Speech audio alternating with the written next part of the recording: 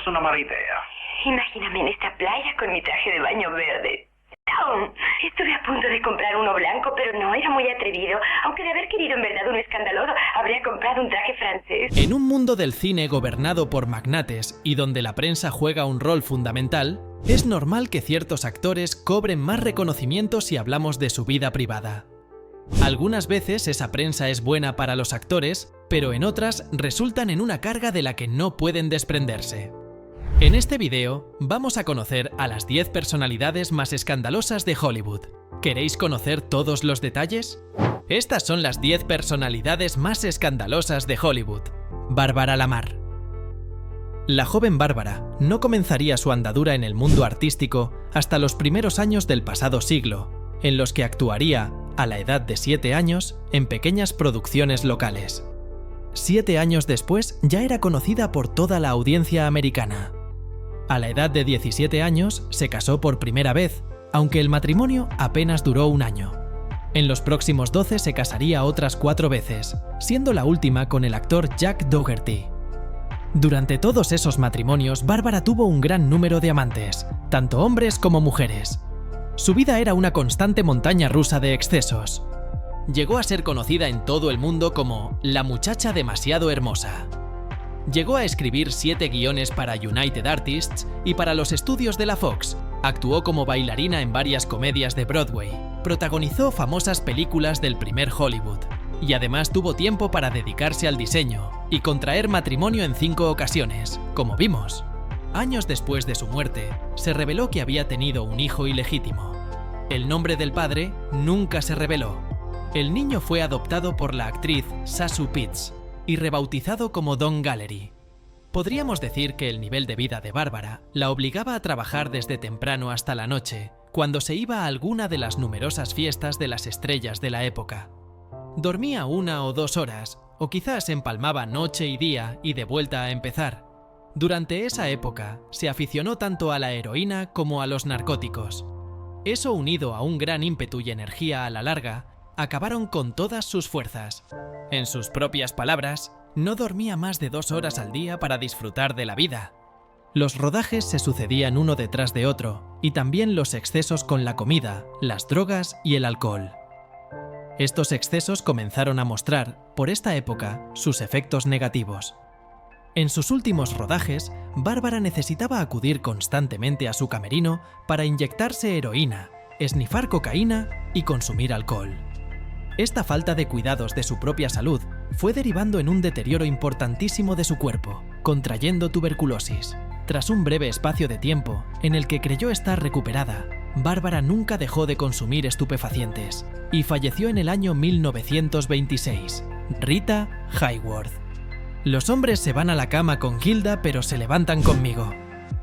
Es una frase que puede sonar un tanto altanera, pero la que caracteriza sin ninguna duda a Rita Hayworth, uno de los mitos eróticos de los años 50. Su padre hispanoamericano, Eduardo Cansino, había sido la mitad de un famoso dúo de vodevil, The Dancing Cansinos.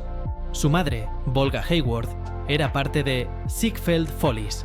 Mientras la mayoría de los niños llevaban una existencia completamente tranquila y pasaban sus días jugando, ella tenía una vida que giraba en torno a extenuantes lecciones de baile.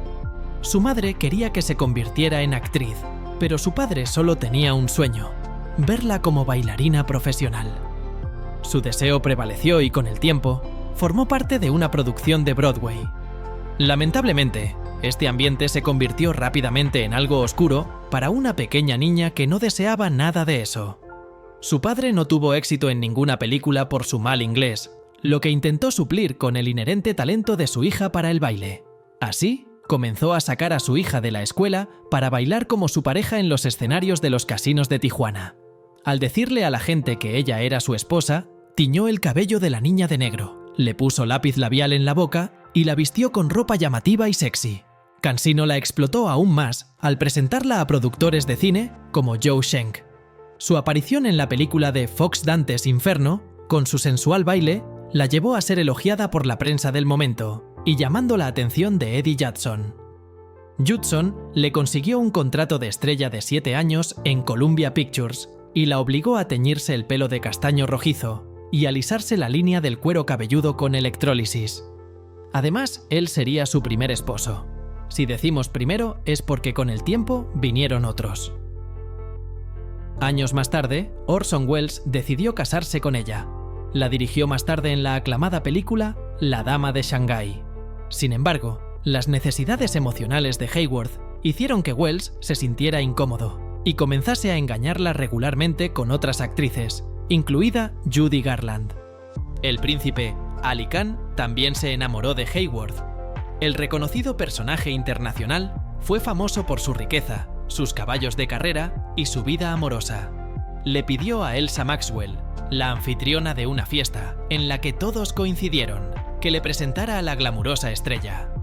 El príncipe todavía estaba casado y su noviazgo, matrimonio y posterior divorcio de Hayworth, publicado internacionalmente, fueron algunos de los factores que finalmente llevaron a su padre, Aga Khan, a rechazar a su hijo como su heredero y designar a su nieto para que lo sucediese. Luego de su divorcio a comienzos los 50, también se casó con el cantante Dick Haymes, ampliamente conocido en Hollywood como Mr. Evil, quien se aprovechó económicamente de ella. A la edad de 62 años, finalmente fue diagnosticada como víctima de Alzheimer y murió 7 años después, en compañía de Jasmine Khan, su hija con Ali Khan. Elizabeth Taylor. Sus padres, él comerciante de arte y ella actriz, vivían en Gran Bretaña y eran inmigrantes estadounidenses. Tuvieron a Liz en 1932, pero cuando apenas cumplió 7 años, la familia entera tuvo que dejar el país porque estaba a punto de estallar la Segunda Guerra Mundial.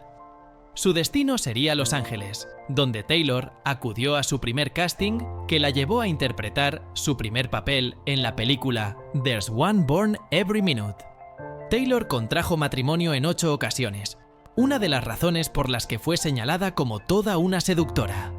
Su primer marido fue el fundador de la cadena de hoteles Conrad, Nicholas Hilton, con quien se unió a sus 18 años. Se separaron a los 10 meses y Taylor se casó después con Michael Wilding, con quien tuvo 2 hijos, Christopher y Michael Jr. Más tarde, llegarían las 2 relaciones previas a su amor más importante, el productor de Hollywood, Mike Todd, quien murió en un accidente aéreo y con quien tuvo a Frances Elizabeth, y el cantante Eddie Fisher, el exmarido de la mejor amiga de la actriz, Debbie Reynolds. Durante el rodaje de uno de sus mayores éxitos, Cleopatra, Elizabeth no solo contrajo una grave neumonía que la llevó a ser traqueotomizada, sino que conoció al que fue catalogado como el amor de su vida, Richard Burton. Lo extraño es que se casaron 2 veces. Su primer matrimonio duró 10 años, se divorciaron y 16 meses después volvieron a contraer nupcias, aunque la segunda vez no prosperó. En los años que estuvieron juntos, adoptaron a Maria Burton. Elizabeth Taylor murió con 79 años en marzo del 2011 en Los Ángeles, la ciudad que la vio brillar. 6 semanas antes, había sido hospitalizada por una insuficiencia cardíaca congestiva. Marilyn Monroe. Tal vez no conocías que su nombre artístico, Marilyn Monroe, se debe a un doble homenaje. Marilyn en honor a la actriz Marilyn Miller y Monroe en honor al apellido de soltera de su madre. Sin embargo, lo que seguro conocías son las características que la volvieron un hit durante una larga decena de años y que a día de hoy la siguen poniendo en la cima de la historia del cine. Una prueba de ADN certificó recientemente que su padre fue Charles Stanley Gifford, del que la artista solo conservaba una foto. Su madre, Gladys Baker Mortenson, tenía esquizofrenia paranoide, por lo que Marilyn pasó por 11 familias adoptivas. A los 15, época en que vivía con Grace Goddard, una amiga de la familia, sus padres adoptivos se mudaron a California pero no pudieron llevársela por temas económicos. Para evitar ser dada en adopción nuevamente, nada más acabar de cumplir 16 años, se casó con su amigo, James Dougherty, que además era su vecino. Pero el trabajo como marino mercante de él y la carrera de ella los distanció al punto que 4 años más tarde se separaron. Ella, al parecer, decía que estaba aburrida. Tiempo después, él se convirtió en detective de la policía de Los Ángeles, se casó y su mujer le prohibía ver las películas de Marilyn. Se conoce que su vida amorosa fue un completo fracaso, y no solo en ese primer intento, se le conocieron muchísimos romances. Marlon Brando lo confesó en sus memorias autorizadas. Con Arthur Miller quedó patentado en películas como Dolce Vita de Federico Fellini. No fueron los únicos. Tony Curtis, Yves Montand y Clark Gable fueron pasiones de algunos momentos de la diva. Tener hijos fue una asignatura pendiente en su vida. Tenía endometriosis, por lo que sus embarazos no prosperaban. En 1960 habría estado embarazada, pero dicen que no de su marido del momento, Arthur Miller, sino del actor Yves Montand. Además de los múltiples abortos espontáneos, se habría practicado uno antes de morir, en julio. Se especulaba que podía ser tanto de John como de Bob Kennedy. Tras una sobredosis de barbitúricos, Marilyn Monroe fue hallada muerta en un hotel de Los Ángeles. Su muerte inesperada crearía todo tipo de teorías y la pondría en el centro de la escena hasta nuestros días. George Reeves. Si hay algo misterioso detrás de George, conocido mundialmente por ser el primer Superman, es su muerte. Lo cierto es que su gran papel no llegaría de manera fácil. Tenía todo para triunfar en Hollywood. La Segunda Guerra Mundial truncó sus planes, pues debió combatir y quedarse hasta el final del conflicto como piloto. A su vuelta, le resultó muy complicado volver a encajar en la industria cinematográfica, hasta que llegó su gran oportunidad de ser el superhéroe de la capa roja. Sin embargo, su suerte no duraría mucho, ya que un año después, vino el triste y no resuelto desenlace de Reeves, quien murió por un balazo en la cabeza recibido en su casa en junio de 1959. Fue encontrado desnudo y boca arriba sobre su cama, con los pies tocando el suelo. Esa jornada estaba junto a su novia y 3 amigos, los que escucharon el disparo. Oficialmente se dictaminó que su deceso fue un suicidio, pero las teorías detrás de su muerte son aún más fuertes que la oficial. En primer lugar, el arma supuestamente utilizada por Reeves no tenía huellas digitales, ni siquiera las suyas. Además, el casquillo de la bala fue encontrado bajo el cuerpo del actor. Otra cosa es que, a pesar de supuestamente haberse disparado sentado en su cama, el cuerpo fue encontrado sobre su espalda y el arma a sus pies. Finalmente, se descubrieron 2 agujeros de bala en el suelo de la habitación de George, los que Lemon atribuyó a un disparo accidental ocasionado por ella ese mismo día. Tal vez la teoría más fuerte de todas es la que sugiere que fue asesinado por orden de Toni Mannix, esposa del gerente general de la Metro-Goldwyn-Mayer, Eddie Mannix, con quien Reeves tuvo una relación como venganza por su ruptura. Otras teorías apuntan a que fue Eddie quien encargó su muerte. Paradójicamente, en su testamento, el actor dejó todo su dinero a Toni y la organización en la que juntos habían trabajado arduamente, la Fundación Myasthenia Gravis. Gary Cooper. Su padre era un inglés que emigró a Estados Unidos y llegó a ser juez. Su madre era una sencilla ama de casa americana. En ese contexto, Gary tenía un camino complicado para ascender en la jerarquía del cine hollywoodense. Aún así, trabajando como extra podía ganarse la vida, y un buen día le llegó su oportunidad ante la ausencia de uno de los actores en una película. Sin embargo, bajo su personalidad de buen hombre se escondían varios secretos. Vivió varios aferes con compañeras de reparto. Se dice que con Marlene Dietrich, con la que coincidió en Marruecos, con Ingrid Bergman o con Grace Kelly, su mujer en Solo ante el peligro. Después pasaron por su vida otras mujeres como Evelyn Brent, que quería darle el sí quiero a Gary, pero él no estaba decidido. Tras ella conquistó su corazón la actriz mexicana Lupe Vélez, a la que conoció mientras rodaban juntos El canto del lobo cuando ella era novia del director Victor Fleming. Juntos estuvieron 3 años, pero el amor no llegó a buen puerto. Ella murió a causa de una sobredosis cuando tenía tan solo 36 años y estaba embarazada de otro hombre. Sin embargo, la actriz Patricia Neal fue la mujer por la que casi estuvo a punto de romper su matrimonio cuando la conoció en El Manantial.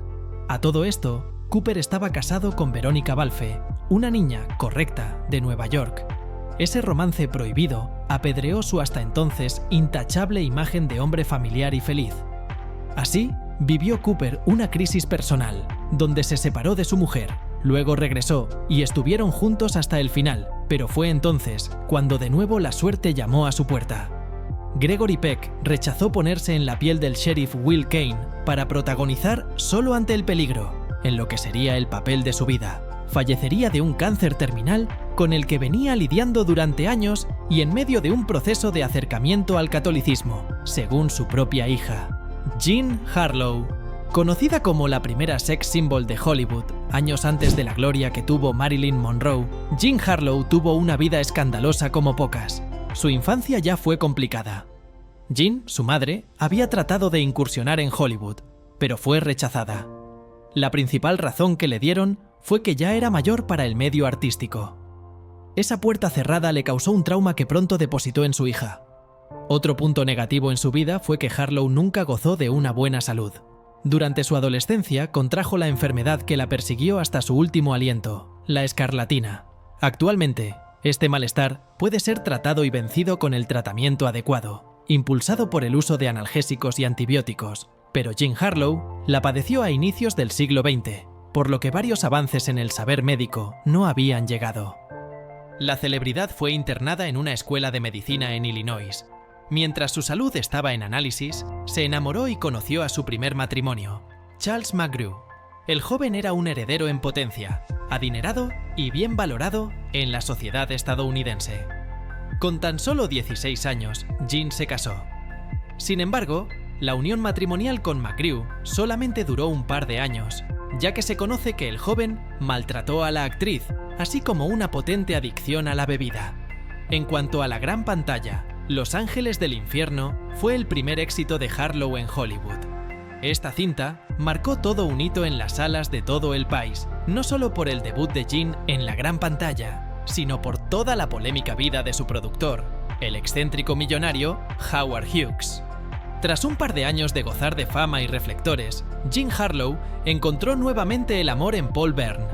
Su segundo matrimonio fue aún más corto que el primero. Sin embargo, este sería más trágico, pues no hubo un dramático divorcio, sino un suicidio que nunca fue descartado como un asesinato.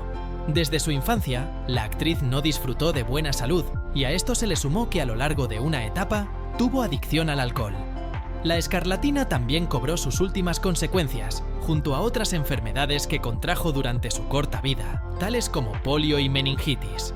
Pese a que sus antecedentes clínicos no ayudaron, Jean Harlow pudo haberse recuperado de su padecimiento final. El impedimento que finalmente acortó su vida fue su propia madre y su fanatismo religioso. Jean, su madre, era fiel miembro de la Iglesia de la Ciencia Cristiana, cuyos ideales la llevaron a no confiar en los médicos. Si bien finalmente los productores de la MGM lograron conseguirle ayuda médica, el tiempo se había terminado para Jean, que falleció por una falla renal en 1937. Fatty Arbuckle. Corrían los años 20 y en Estados Unidos estaba prohibido consumir alcohol, en lo que se llamó la ley seca. Pese a la norma, en Hollywood se sucedían reuniones sociales y fiestas en la que corrían las bebidas y otras sustancias. El anfitrión de una de ellas era el reconocido magnate y actor de cine mudo de la época, Roscoe Arbuckle, más conocido como Fatty, quien fue acusado de encerrar a la actriz Virginia Rappe en una habitación del hotel y aplastarla con su enorme cuerpo. La joven murió por el estallido de su vejiga tras pasar 4 días agonizando en el hospital. Fatty era una estrella, descrito por los medios de la época como un príncipe corpulento y despreocupado.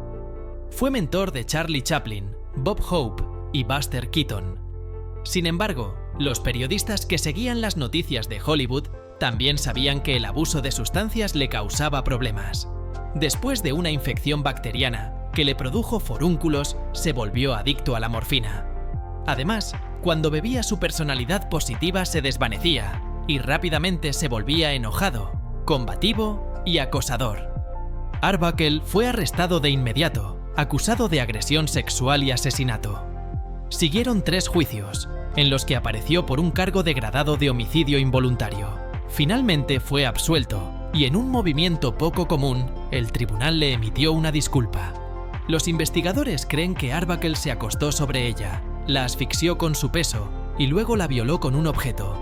Las 2 hipótesis que manejaron los investigadores decían que el ataque fue con un pedazo de hielo o una botella de champán o gaseosa. Una campaña de desprestigio posterior en los medios instaló la versión de que el desgarro de la vejiga se debió a complicaciones de abortos repetidos de la chica. Esto fue refutado por el análisis del cuerpo de la víctima. Pese a ser absuelto de culpa en los 3 juicios, Arbuckle sufrió el escarnio público. Fue quizás una de las primeras víctimas de la cancelación. Fatty fue expulsado de la industria. Se divorció 2 veces y se casó 3. Su vida personal y profesional estaba en ruinas al final de los 7 meses que tardaron en concluir los 3 juicios. A los 46 años murió de un infarto mientras dormía. Frances Farmer. Luego de una infancia dentro de todo sencilla, Frances descubrió su verdadera pasión, la actuación, aunque tenía más interés por hacer teatro que en convertirse en estrella de cine. Así que continuó sus estudios en arte dramático en la Universidad de Washington. Por su postura negacionista de Dios y en medio de un viaje a Rusia, para la época, Frances bien podría haber sido el anticristo, agnóstica y comunista. Sin embargo, años después, ella aclaró que no tenía interés en el comunismo, sencillamente quería conocer el teatro que tanto admiraba. A su vuelta se estableció un tiempo en la ciudad de Nueva York, en donde tuvo una oportunidad inesperada. Firmó un contrato de larga duración con Paramount y tendría la fortuna de convertirse en una estrella de cine, aunque ella en realidad hubiera querido dedicarse al teatro. Frances comenzó a trabajar de manera frenética y participó en alrededor de 18 películas. Sin embargo, esta cantidad de trabajo comenzó a afectarla y marcó lo que sería el inicio de su descenso a los ojos de todo el público. La actriz pronto comenzó a hacerse de anfetaminas, que en ese entonces se comercializaban de manera común y eran recetadas por los médicos para controlar el peso de las actrices. No sería sino hasta años después que se habló de los terribles efectos de la droga, la adicción y el desarrollo de síntomas parecidos a la esquizofrenia que causaba. En 1942, Frances fue arrestada por incumplir una norma de tránsito y por manejar ebria. Aquello le costó una sentencia de 180 días en la cárcel y una multa de $150, de la cual solo pagó la mitad. Le dieron libertad condicional y no llegó a más. En enero del año siguiente, se vio inmiscuida en un pleito y agredió a una peluquera durante la grabación de una película. La agresión le costó una denuncia ante la policía, quienes lo tomaron como una violación a la libertad condicional que se le otorgó luego del incidente de tránsito. Ingresó al pabellón de psiquiatría del Hospital General de Los Ángeles bajo un diagnóstico de psicosis maníaco-depresiva. El tratamiento para su afección, terapias de electroshock, combinadas con grandes cantidades de insulina inyectada que le causaban desvanecimientos. Si bien fue dada de alta al tiempo, nunca llegó a recuperarse por completo y finalmente falleció de cáncer. Linda Darnell. Linda Darnell fue una de las estrellas de los años 40 que lo tenía todo para triunfar: belleza natural, talento y la capacidad de captar la atención del lente de la cámara con una mirada. Sin embargo, la buena fortuna no estuvo nunca de su parte. Jamás logró ser vista por su talento al no encajar con la imagen de la estrella ideal de Hollywood. Su primera película, Hotel for Women, logró que los críticos se rindieran a sus pies calificándola como la nueva estrella de Hollywood y alabando su capacidad de desplegar un encanto juvenil que hacía brillar su personalidad. El futuro era suyo y la vida le sonreía, a pesar de arrastrar con una familia formada por 2 padres que discutían todo el tiempo y una madre controladora y posesiva. Pero en un Hollywood sexista, donde los hombres manejaban cada rincón de la industria, no es de extrañar que su carrera se viera afectada precisamente por rechazar a uno de ellos. Darryl F. Zanuck, uno de los hombres más poderosos de la era, intentó varias veces conquistarla, pero al rechazarlo, Linda comenzó a ver cómo los papeles se le escapaban de las manos. El supuesto castigo de Zanuck fueron papeles que ella detestaba, de mujeres aburridas y tontas, sin profundidad alguna y como secundarias constantes. Poco después, Linda había huido a Las Vegas para contraer matrimonio con su amigo de entonces, el cinematógrafo Peverell Marley, 24 años mayor que ella. Por entonces, ella tenía tan solo 19 años. Por esa boda fue suspendida varios meses por la productora. Lamentablemente, a causa de ese matrimonio, comenzó a sufrir dependencia al alcohol a los 21 años. Y es que ese marido, más mayor y con experiencia de vida, la convirtió en su compañero de tragos nocturnos. A consecuencia de esto, Linda desarrolló una adicción que arrastraría el resto de su vida. Trágicamente, a los 41 años, murió tras quedarse atrapada en un incendio. Linda estaba quedándose en la casa de una amiga y la hija de esta en Chicago, porque iban a ayudarle con su declaración de impuestos.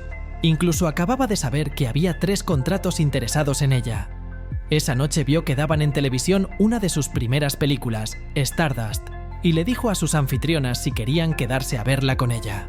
La vieron y se fueron a la cama para luego despertarse en pleno incendio. Una de las mujeres saltó por la ventana rompiéndose algunos huesos y la otra salió por el techo. Pero en lugar de seguirlas, Linda fue a la planta baja atravesando el infierno de fuego. Se dice que por su miedo a las alturas.